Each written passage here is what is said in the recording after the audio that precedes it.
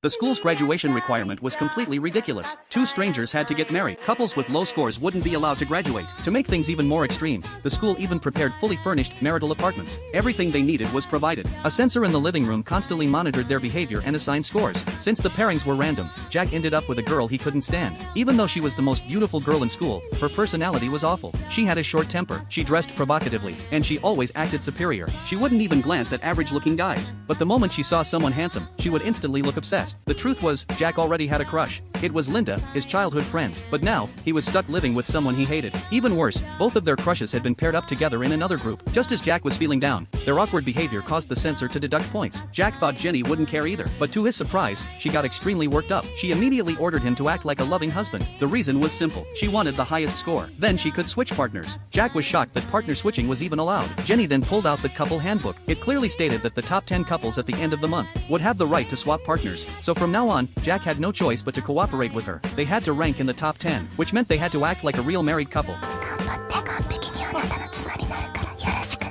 Jack was completely stunned, but their intimacy actually raised their score. Seeing this, Jenny wanted to keep going, but Jack got too embarrassed. He made an excuse to go out and buy a drink. Jenny casually said she wanted milk.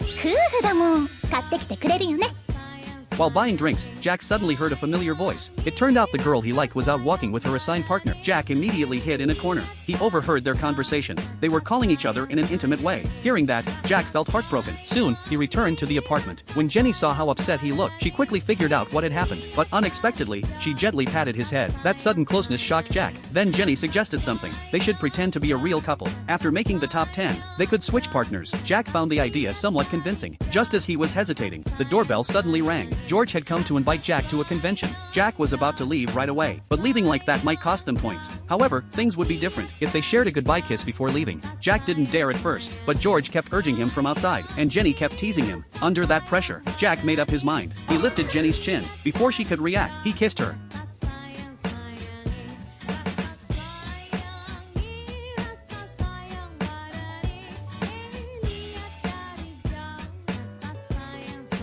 Then he immediately rushed out with George. Both of them were left blushing, and because of that kiss, they slowly began to develop feelings for each other.